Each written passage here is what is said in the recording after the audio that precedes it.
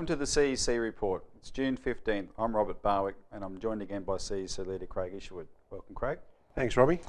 In this week's CEC Report, we will feature the just hot off the press edition of our latest New Citizen newspaper, British Crown's Endgame, Financial Crash and Nuclear War. This is the most important publication the CEC has ever put out. We've made it extremely relevant to what's happening right now. And so today, I'm going to ask Craig to give us the details or a sampling of the details of what's in the paper, just to for the reader to understand the importance of you getting a copy and reading it and studying it yourself and distributing it.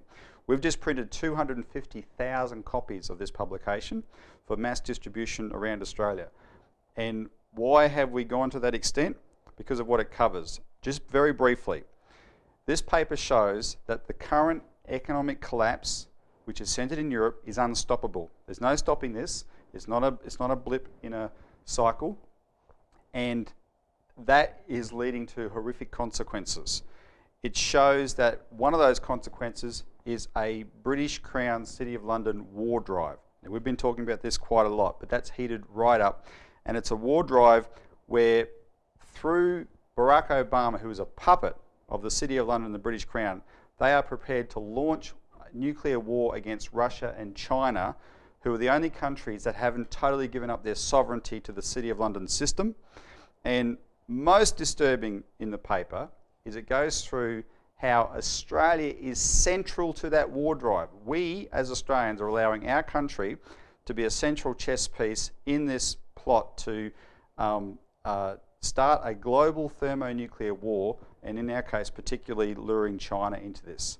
So this is something that people need to know the details of. Don't take our word for it, but my message to the viewers is we're in a very dangerous situation in the world. This is the time in which we live, because you don't have a total collapse like this, Craig, that's of the scale of a depression, without having the kind of global strategic consequences that we saw after the last depression. As we speak, Robbie, I mean, the Greek people are pulling $1 billion a day out of their banking system because this coming weekend, we don't know when this program goes to air, what would have happened over this weekend.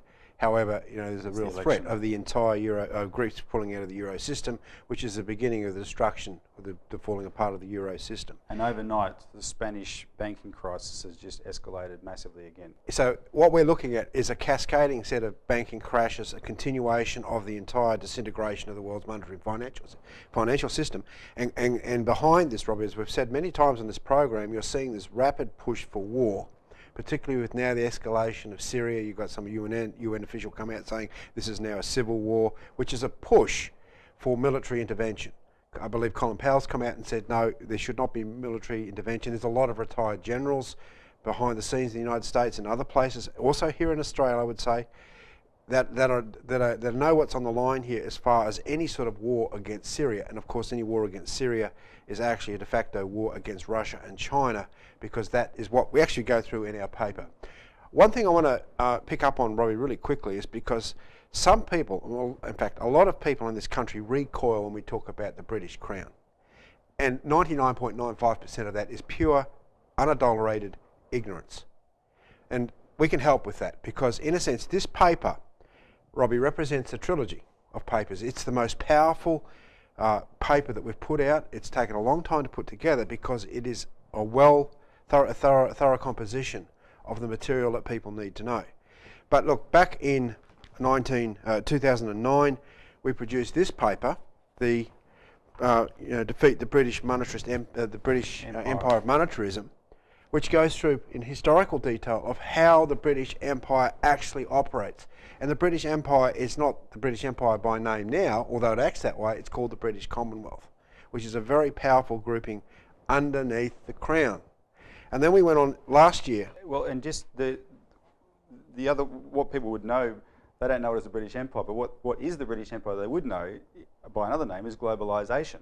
That's the right, idea yeah. of nations giving up their sovereignty to a monetary power, which if they follow it through is centralised in London. That is the modern British Empire. Yeah. So what you have is last year we went to an enormous amount of time and effort to produce a lot of these 50,000 of this particular paper, it's a 52-page edition, Defeat the British Crown's Green Fascist Dictatorship. And what we showed here is that the very fascist laws that are driving our country, particularly rural producers, we've now had an announcement by Tony Burke that we're going to have the world's largest marine park. This sort of legislation is destroying the food production capacity of our nation. But you're also looking at the austerity measures, say, in Greece and in Spain that are coming. You're moving more and more towards an actual dictatorship, a fascist dictatorship. So we spell out in this one, in chapter and verse, how the British Crown started the global green movement. We name the names, we put the dates down, we give all the mechanisms, and we also back that up with a later Ecosystems DVD. So that led to this last paper where we've taken elements of all those past papers and added to it. So as you see, the main theme of this paper is the financial crash and the nuclear war.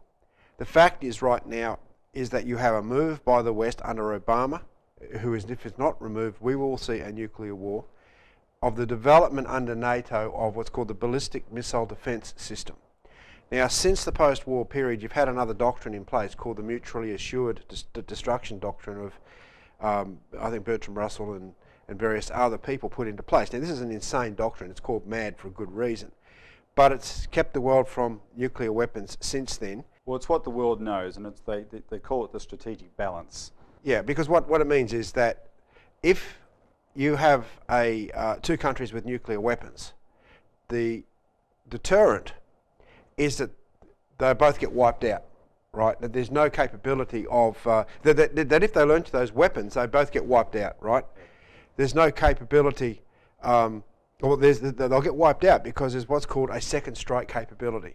That is, if they don't get them all at once, then the other country can launch their weapons. Well, now, and the secondary country detects within seconds that the first one has launched and they launch. With all the spy satellites and the things that are in space, yeah. So what happens? They launch a secondary strike.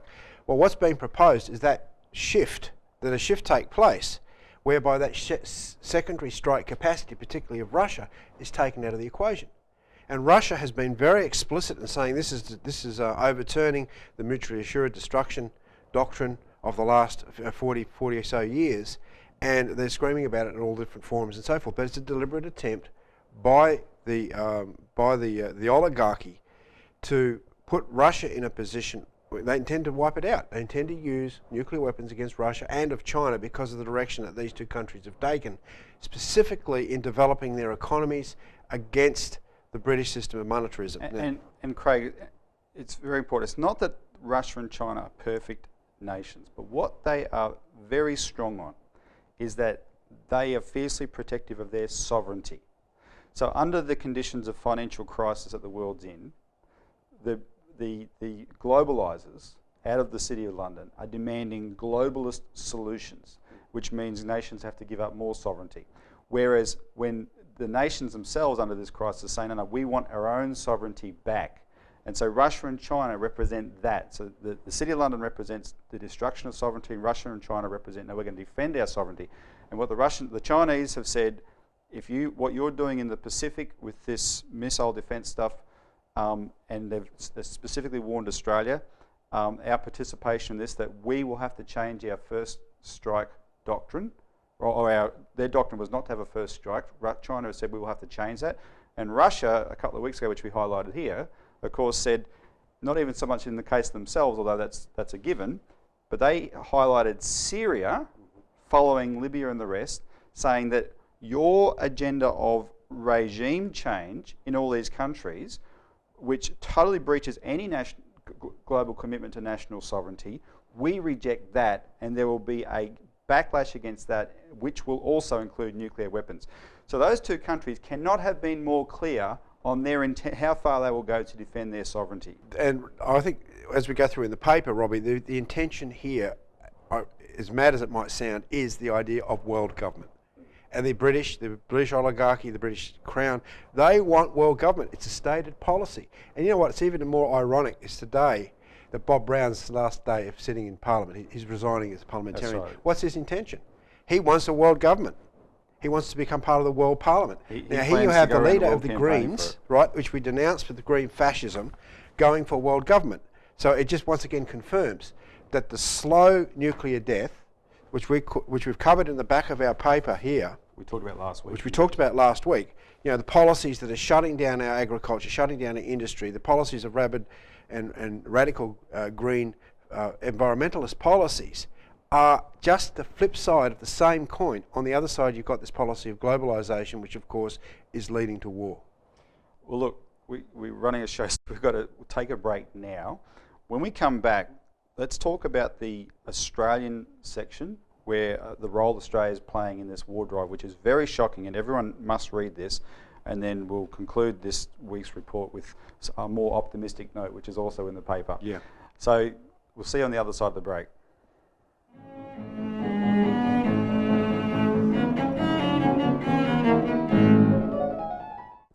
Welcome back to the CEC Report. So we're discussing the CEC's very latest New Citizen newspaper, which is the most important publication we've ever put out.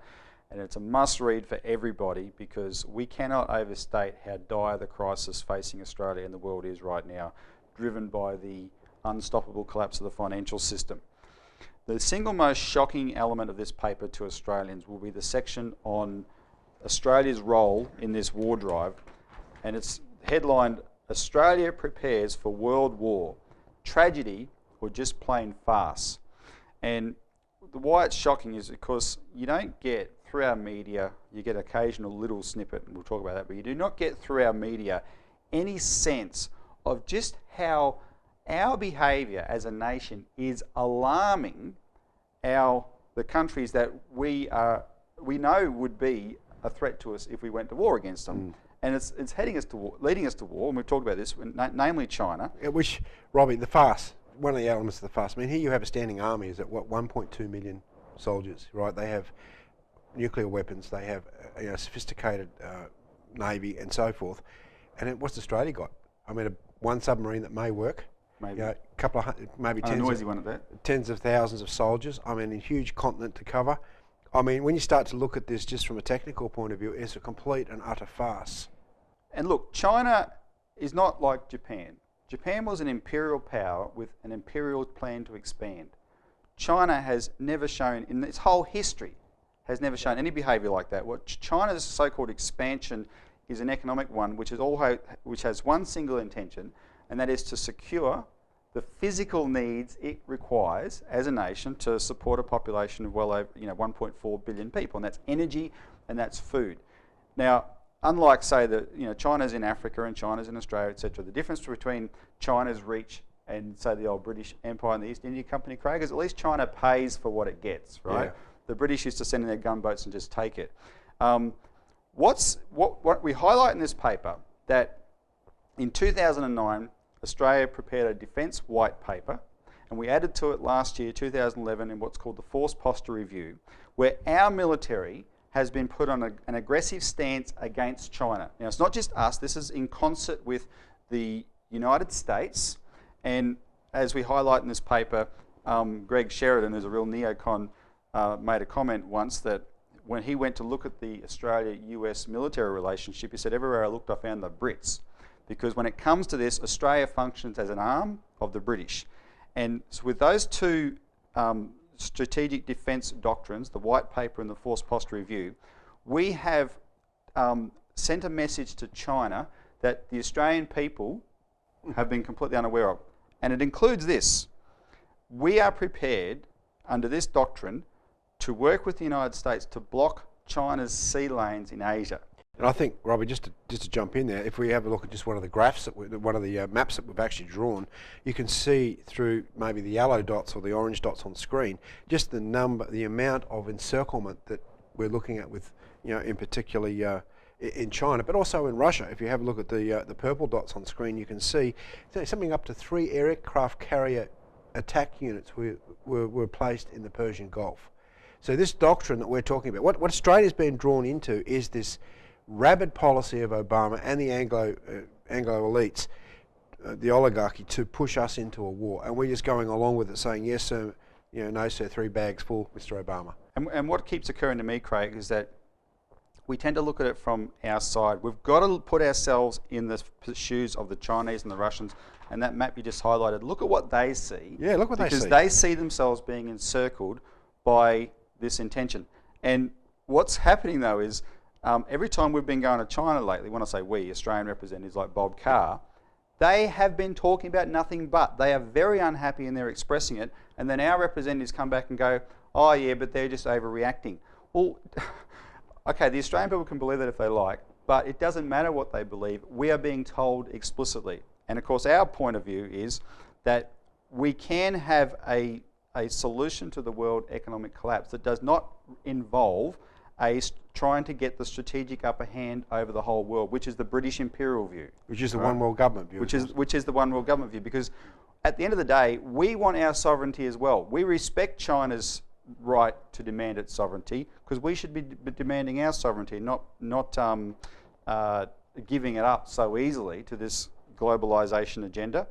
And yeah, and you see it on this in the paper on page 5 there. There's a map that shows in the way Australia over time has changed its strategic positioning of its forces, even on the Australian mainland, Craig, to a northern focused positioning aimed at a so-called threat coming from China, and more importantly, we are central to this ballistic missile defence system that the Chinese and the Russians have both said is what they regard as the biggest threat. We use our things like Jindalu over-the-horizon radar systems And Pine Gap, etc. They know that they are central to the intelligence that the US and the UK use for this. And that puts a big target on us.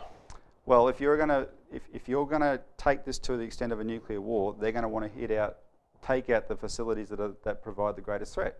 Yeah. And the general level of the upgrades, Robbie, militarily is really quite stunning when you look at it. Now, this is hidden. It was brought to light when Obama came down here and announced these troops are going to be placed in Darwin. But the anecdotal reports is this is destroying Darwin as a city. I mean, you've got massive numbers of people coming in there. The housing's gone through the roof.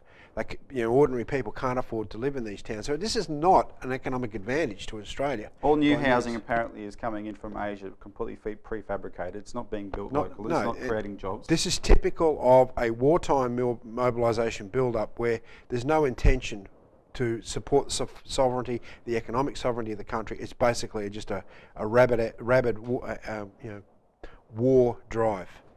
And people need to read the details of this, but another point I wanted to make is that what they also have to understand is we are highlighting this in a big way, which is why we're producing this paper.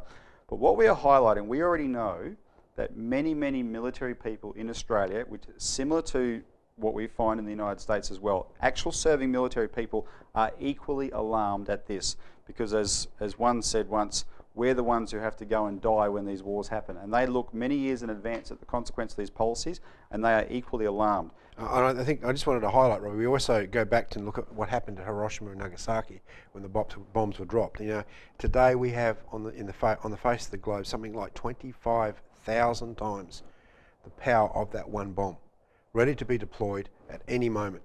Now that's really quite frightening. And when we actually go through on page 10 of the paper, what it was like when these bombs got dropped, how the casualties, and go and compare the different arsenals of both Russia and the United States that are ready to be deployed now. So it's absolutely nuts to even have anyone in leadership around the world that would be prepared to play dice with this. Yeah, look, this is the insanity of the British system, and as we've said on this program, their system is coming down. The financial and monetary system of the British is coming down. We've documented it, chapter and verse over many of our publications. The intention of the British oligarchy, the Crown, is if they can't get their way, they will annihilate civilization. Mankind will go extinct based on the use of these sorts of weapons. All right, so we'll run out of time there again. We've got a short period after the break where we'll talk about there is a solution to this which everyone can recognise.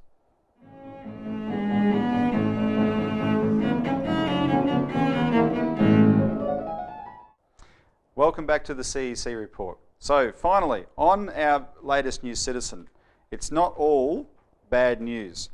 We have a feature in this publication which gives the fact there is a solution to this, Craig. Yes. And I'll let you talk about it, but I just want to say that it starts off with a feature called Real Evolution, the Self-Developing Biosphere, Human Credit Systems and the Newosphere, which goes to the axioms that the British Crown in particular through the Green Movement have brainwashed people with, which is this idea that everything has to be sustainable, i.e. kept contained and limited, because otherwise we're going to overpopulate and do all those types of things. The best we can hope for is equilibrium, which doesn't exist. The best we can hope for is equilibrium. Whereas this paper shows that the whole thing scientifically is a fraud, because nature does not and never has functioned on those terms. Yeah, you're talking specifically about second law of thermodynamics, which we hit very specifically in this paper again, but also in our last paper. Look, Robbie, the issue here is that if people just listen to what they believe in terms of green ideology, it's a complete crock. The fact is the universe is a self-developing continuum. It's continuing to develop for higher and higher levels of organisation. It's not winding down, it's not disintegrating, and the proof is, if you look at the historical records, the archaeological records, you see that life on the face of the planet is systematically increasing its power. Right now, if we go against that, right, we go extinct as a human species, and that's basically what we go through in these particular articles. And one of the and we go through and specifically about what the real science of evolution is, as opposed to this quackery which is attributed to Charles Darwin. We also talk about how do we actually develop the human species, and we go to the core of what is actual credit, the idea of national banking instead of this British monetary system of debt, of using money as a tool to enslave nations. Because basically what you can do with a credit system, with national banking, is you understand how an economy works, and you use it as the power to direct those physical areas of the economy which increase our power. Yeah. Increases, you have more powerful, higher energy flux density energy sources, right? And then you can support greater populations and make greater discoveries. And that's been the history of the human population, of harnessing what used to be wood, and then coal, oil, then getting up to fusion. Now we're in fission, and then looking at fusion. Higher and higher energy flux densities that then come through the economy and actually increase the capacity of mankind to intervene and to develop what we have. And in terms of what is driving this whole crisis, which we opened with at the beginning of this broadcast, which is the global economic collapse, with a credit system, you can unleash on the world this type of development that we have, this great graphic in this paper, great global development projects, which would also be the basis of lasting peace with Russia and China, because they're the only two places that are actually committed to this right now. Yeah, and that's what really freaks the British out, is that Russia and China have massive development projects to support their populations and to increase the capacity to make sure more and more people can live at a better standard of living across the board.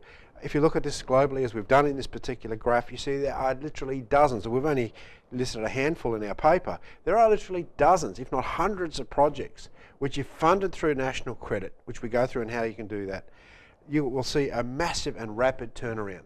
And what really is incredible, Robbie, is the fact that you can get Julia Gillard up and say, we're going to spend $60 billion to build another bunch of sinking tubs called submarines in order to promote this insane war for drive for war. Why can't we use that sort of funding to really build the sorts of projects that we need in this country? Well, there's no reason we can't. Okay. And this paper contains the resolution which we highlighted a month ago, develop Australia's future, develop or die.